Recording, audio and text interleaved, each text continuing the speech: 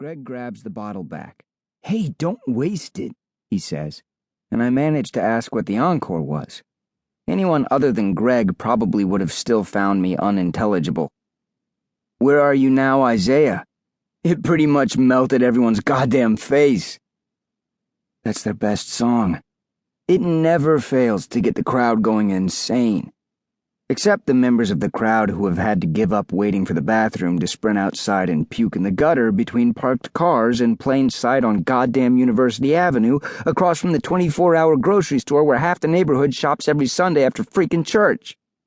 "Come on, get up," Greg says. He grabs my wrists and pulls me to my feet. Then we stagger along University to the first corner and north into the neighborhood. We could have walked a little more on the main drag, but staggering on University after 2 a.m. is a bad idea, generally. If you don't get beat up and mugged or spotted by the police, you still have to walk past the first gay bar in the Twin Cities, and then they whistle at you from the little gated smoking area. That's always a little uncomfortable, to put it mildly, but with Greg's arm around my waist, to keep me from walking into the street or falling right over, it'd be unbearable. "That girl was looking for you," Greg says. My head spins a little as it looks for a picture, a still or animated image of the girl in question. I remember ogling a girl with pink streaks and 3 rings in her bottom lip. I remember talking to one with lots of black eye makeup and leather bands on her wrists, metal spikes. "What girl?" I mumble. "Man, how much did you drink?" Greg says. He shakes his head and we stumble a little as he turns me onto Thomas Avenue. "Why are we taking Thomas?" I say.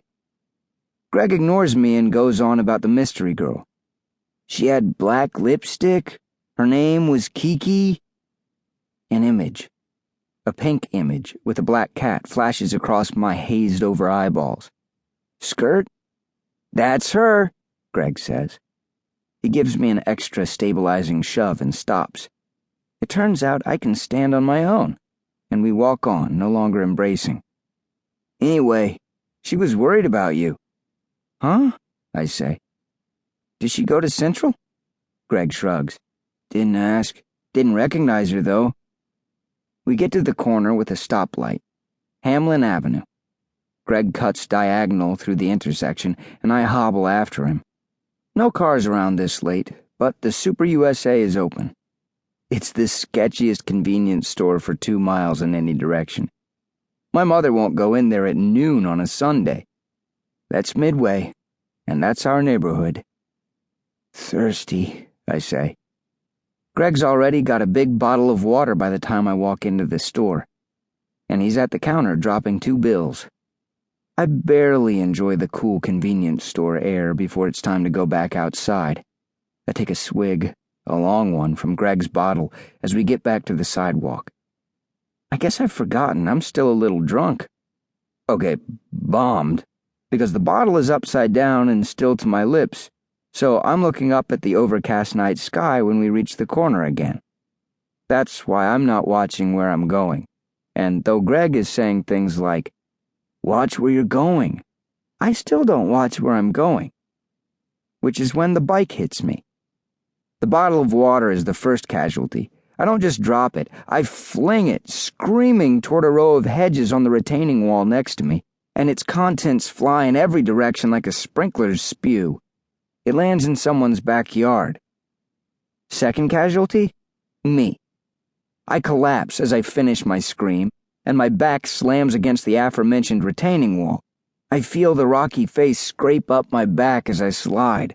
Somehow my head hits gently. I don't think I'm bleeding. Third casualty? The biker. She careens off my stupid form, off the sidewalk, and why the hell is she riding on the sidewalk, and drops from the high curb with a thud and a rattle? Her handlebar basket dumps its contents, and then her seat dumps her right into the gutter. She says, "Ow!" and Greg runs over. She pulls off her helmet and lets her long blonde hair fall out. Don't get the wrong idea. I'm not giving you the old helmet comes off, blonde hair shakes and falls and waves on the gorgeous girl routine. This is more like white blonde, first of all.